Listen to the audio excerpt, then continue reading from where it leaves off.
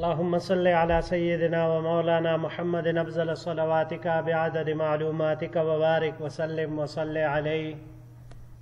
بسم اللہ الرحمن الرحیم. عزیز طلباء کرام، امید ہے انشاءاللہ العزیز آپ سب خیر و عافیت کے ساتھ ہوں گے. جامع السنن الترمذی جلد ثانی کے ابواب الایمان کے پہلے باب ما جاء امرت ان اقاتل الناس حتى يقولوا لا الہ الا اللہ کے ساتھ اللہ جل شانہ کے فضل و کرم میں آپ کے خدمت میں حاضر ہونے کا موقع ملا. بحمد اللہ تعالی آج ہمارا سبق نمبر 247 ہے، تو بڑھتے ہیں اپنے سبق کی طرف. باب ما جاء امرت ان اقاتل الناس حتى يقولوا لا الہ الا اللہ.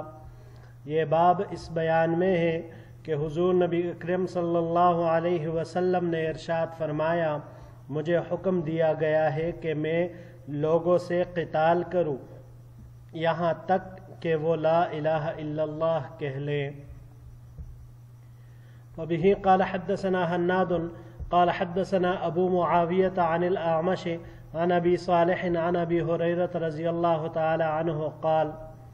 ہمیں روایت کی حناد نے، انہوں نے روایت کی ابو معاویہ سے، انہوں نے روایت کی اعمش سے، انہوں نے ابو صالح سے، اور ابو صالح نے حضرت ابو ہریرہ رضی اللہ تعالی عنہ سے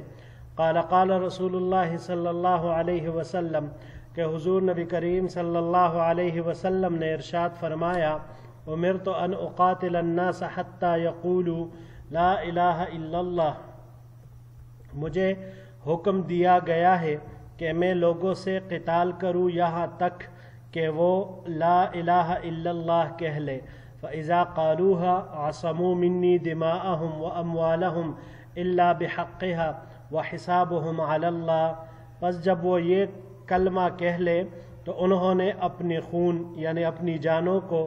اور اپنے اموال مجھ سے محفوظ کر لیے مگر کلمہ اسلام کے حق کے ساتھ. وَحِسَابُهُمْ عَلَى اللَّهِ، ان کا حساب اللہ پر ہے. وفي الباب عن جابر وابی سعید وابن عمر هذا حدیث حسن صحیح. اس باب میں حضرت جابر، ابو سعید، عبداللہ ابن عمر رضی اللہ تعالی عنہم اجمعین سے روایات مروی ہے. یہ حدیث حسن صحیح ہیں. بڑھتے ہیں جی اگلے روایت کی طرف. وبه قال حدثنا قتيبة قال حدثنا الليث عن عقيل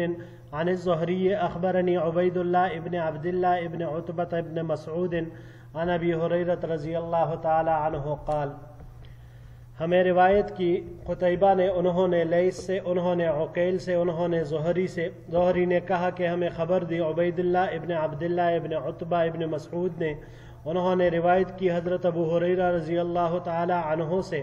ابو ہریرہ رضی اللہ تعالیٰ عنہ نے فرمایا، لما توفی رسول اللہ صلی اللہ علیہ وسلم واستخلف ابو بکر بعدہ کفر من کفر من العرب. جب حضور نبی کریم صلی اللہ علیہ وسلم کی وفات ہو گئی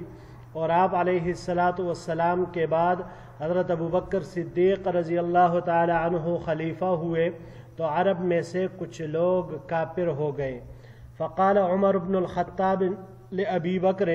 حضرت عمر رضی اللہ تعالیٰ عنہ نے ابو بکر صدیق رضی اللہ تعالیٰ عنہ سے کہا، کیف تقاتل الناس وقد قال رسول اللہ صلی اللہ علیہ وسلم،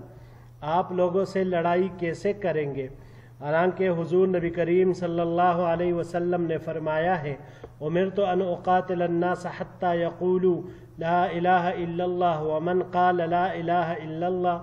عصم منی مالہ ونفسہ الا بحقہ وحسابہ علی اللہ.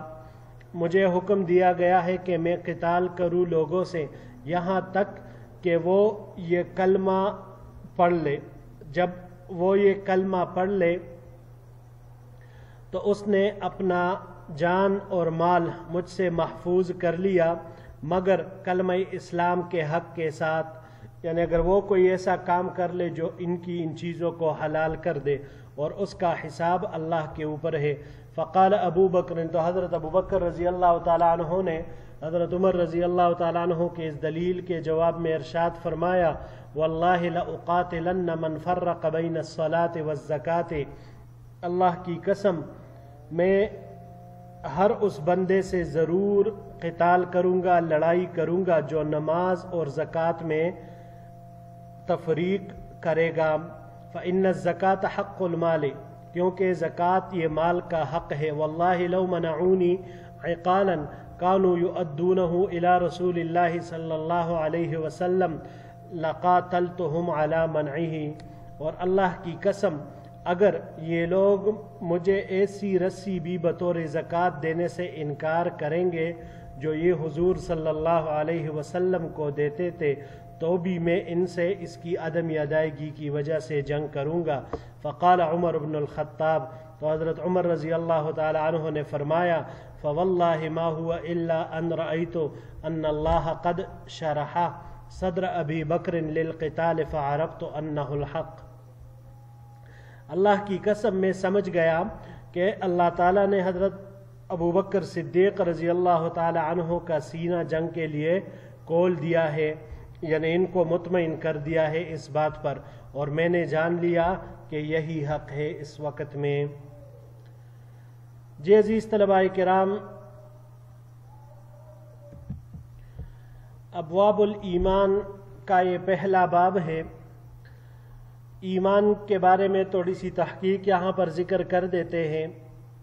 ایمان لفظ امن سے ہے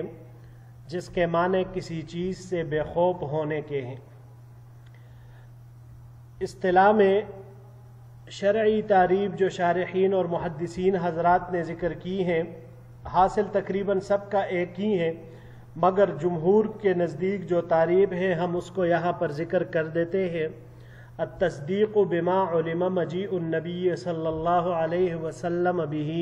ضرورتاً تفصیلاً فیما علم تفصیلاً و اجمالاً فیما علم اجمالاً،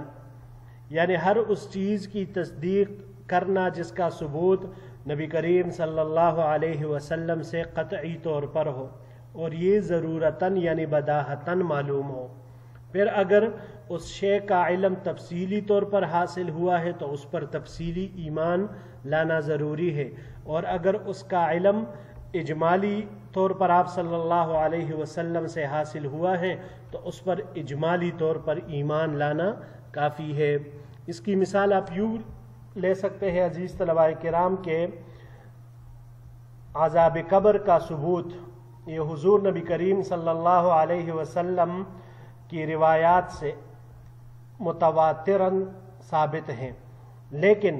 یہ اجمال کے ساتھ آیا ہے. عذاب قبر اجمال کے ساتھ ذکر ہے، متواتراً ثابت ہے، تو اس لیے مومن کے لیے اس پر ایمان لانا اجمالاً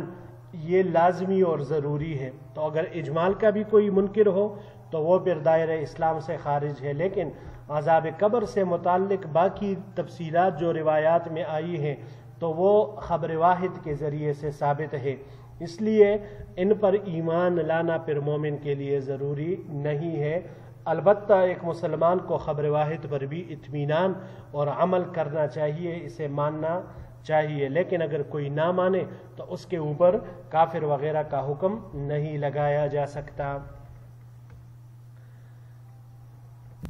ہم نے اس اصطلاحی تعریف میں تصدیق کا لفظ ذکر کیا، تو یاد رکھیے گا تصدیق سے مراد یہ ہے کہ دل سے ان تمام باتوں کی اپنے اختیار سے تصدیق کی جائے جن کو نبی کریم صلی اللہ علیہ وسلم لے کر آئے تھے، اور ساتھ ہی اسے التزام طاعت اور شریعت اور انقیاد قلبی بھی حاصل ہو. اس کو اگر ہم خارج میں دیکھنا چاہیں تو ہرقل اور ابو طالب کی مثالیں ہمارے سامنے ہیں کہ انہوں نے زبانی طور پر آپ صلی اللہ علیہ وسلم کی صداقت اور آپ علیہ السلام کی تصدیق کی تھی، اس کا اظہار بھی کر دیا تھا، مگر چونکہ ان میں التزام طاعت و شریعت نہیں تھا تو اس وجہ سے انہوں نے گویا کہ اسلام قبول نہیں کیا تھا، اس لیے وہ مومن نہیں ہے. اب آتے ہیں اس پہلی حدیث کی طرف، پہلی روایت کی طرف۔ یہاں پر چند باتیں ہیں جو انتہائی اہم ہے، تو ان کو سمجھنا چاہیے۔ پہلی بات یہ ہے کہ یہ حدیث مبارک جنگ بندی کا بیان ہے۔ دشمن اگر دوران جنگ بھی ایمان لے آئے تو اسی وقت فی الفور جنگ بندی کرنا ضروری ہے،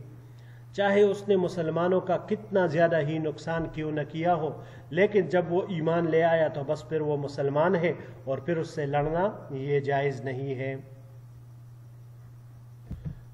دوسری بات جو ہمیں معلوم ہوئی کہ اگر اس روایت کو ہم آدھا ادھورا پڑھے، امرت ان اقاتل الناس تک ہی اس کو پڑھے، تو پھر جو بعض لوگوں کو غلط فہمی ہوئی کہ نبی کریم صلی اللہ علیہ وسلم کو جنگ کے ذریعے سے دین پہ لانے کا حکم دیا گیا ہے، یہاں تک کہ لوگ ایمان نہ لائے، حتی یقولوا لا الہ الا اللہ۔ تو پھر یہ لوگ کہتے ہیں کہ بھائی اسلام تلوار کے زور سے پھیلا ہے، حالانکہ یہ ان کی سخت غلطی ہے۔ اس حدیث میں جنگ کرنے کا نہیں بلکہ یہ حدیث گویا کہ جنگ بند کرنے کا حکم ہے۔ اچھا، تیسری بات جو اس روایت سے ثابت ہوتی ہے کہ لا الہ الا اللہ، یہ نفس لا الہ الا اللہ کہنا نہیں بلکہ اس سے پورا دین اسلام قبول کرنا ہے، تو محض کلمہ پڑھنا مراد نہیں ہے۔ پھر جو روایت میں آیا الا بحقھا، بحقھا، تو اس کا مطلب یہ ہے کہ اسلام قبول کرنے کے بعد اگر لوگ کوئی ایسا جرم کرے جس کی سزا اللہ کے قانون میں جان یا مال لینا ہو تو حکم خداوندی کے مطابق اس کو سزا ضرور دی جائے گی۔ مسلمان ہونے کی وجہ سے اور ایمان لانے کی وجہ سے اس سزا سے یہ بچ نہیں سکے گا۔ چوتھی بات جو روایت سے معلوم ہوئی وَحِسَابُهُمْ عَلَى اللَّهِ، مطلب یہ ہے کہ جو شخص یہ کلمہ اسلام پڑھ کر اپنے آپ کو مومن کہہ کر ظاہر کر دے تو اس کو مومن مان کر جنگ بند کر دینا چاہیے اور اسی کے ساتھ مسلمانوں والا سلوک اور معاملہ کرنا چاہیے۔ لیکن اگر حقیقت میں اس کی نیت میں کوٹ ہو، جیسے کہ نبی کریم صلی اللہ علیہ وسلم نے جب حضرت اسامہ رضی اللہ تعالی عنہ نے ایک شخص کو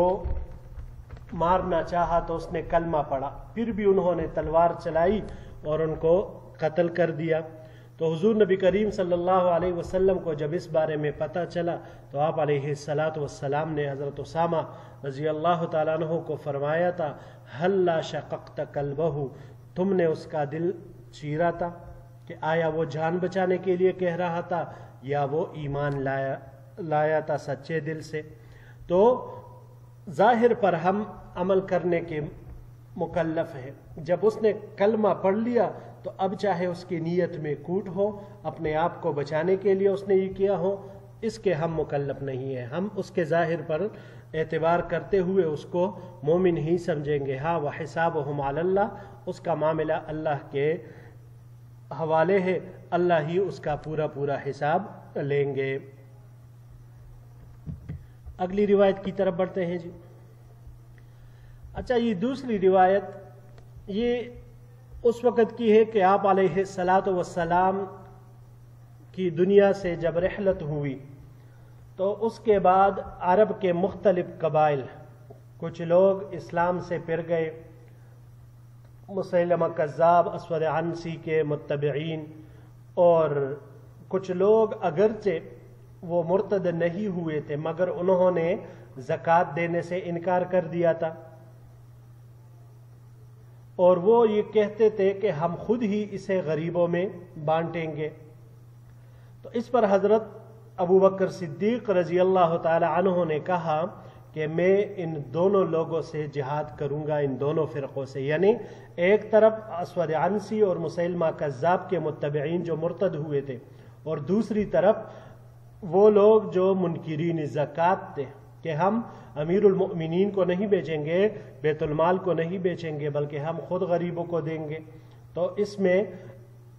حضرت ابو بکر صدیق رضی اللہ تعالیٰ عنہ نے کہا کہ میں ان لوگوں کے ساتھ قتال کروں گا۔ تو مرتدین کے بارے میں تو صحابہ کرام کو کسی بھی قسم کا شک اور شبہ نہیں تھا، لیکن جب منکرین کے ساتھ قتال کی بات آئی تو پھر صحابہ میں اختلاف ہوا۔ حضرت عمر رضی اللہ تعالیٰ عنہ نے ابو بکر صدیق رضی اللہ تعالیٰ عنہ کے سامنے یہ حدیث بیان کر دی کہ آپ کیسے ان لوگوں سے قتال کریں گے حالانکہ وہ مسلمان ہیں، صرف زکوٰۃ کا انکار کرنے سے وہ دائرہ اسلام سے تو خارج نہیں ہو رہے، بلکہ وہ کہہ رہے کہ ہم خود زکوٰۃ ادھر دیں گے، امیر المؤمنین کو نہیں بیچیں گے، جس طرح حضور نبی کریم صلی اللہ علیہ وسلم کو بھیجا کرتے تھے۔ تو آپ علیہ الصلاۃ والسلام نے تو فرمایا ہے امرت ان اقاتل الناس حتی یقولوا لا الہ الا اللہ ومن قال لا الہ الا اللہ عصم منی مالہ ونفسہ الا بحقہ وحسابہ علی اللہ۔ حضرت عمر رضی اللہ تعالیٰ عنہ نے یہ روایت پیش کی، تو اس پر حضرت ابوبکر صدیق رضی اللہ تعالیٰ عنہ نے جواب دیا کہ اللہ کی قسم میں ان لوگوں سے ضرور لڑوں گا، قتال کروں گا جو نماز میں اور زکوٰۃ میں فرق کرتے ہیں، یعنی نماز کو تو فرض مانتے ہیں لیکن زکوٰۃ کو نہیں مانتے۔ زکوٰۃ یہ مال کا حق ہے، اور میں ان لوگوں سے اس رسی کے بارے میں بھی قتال کروں گا جو رسی یہ زکوٰۃ میں حضور نبی کریم صلی اللہ علیہ وسلم کو بیچا کرتے تھے۔ تو حضرت عمر رضی اللہ تعالیٰ عنہ فرماتے ہیں کہ جب میں نے ابوبکر صدیق رضی اللہ تعالیٰ عنہ کی یہ بات سنی تو میں فوراً سمجھ گیا کہ اللہ جل شانہ نے حضرت ابوبکر رضی اللہ تعالیٰ عنہ کا سینہ کھول دیا ہے، ان کا شرح صدر کیا ہوا ہے،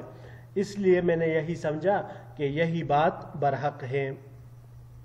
اب یہاں پر حضرت عمر رضی اللہ تعالی عنہ کی رائے کو اگر دیکھیں تو عزیز طلباء کرام، یہاں حضرت عمر رضی اللہ تعالی عنہ یہ سمجھ رہے تھے کہ ان مانعین زکوٰۃ سے بھی جو یہ قتال ہو رہا ہے یہ اس وجہ سے کہ وہ لوگ مرتد ہو گئے، حالانکہ حضرت ابوبکر رضی اللہ تعالی عنہ اس بنیاد پر ان سے قتال نہیں کر رہے تھے، بلکہ حضرت ابوبکر رضی اللہ تعالی عنہ اس امت کی اجتماعیت کو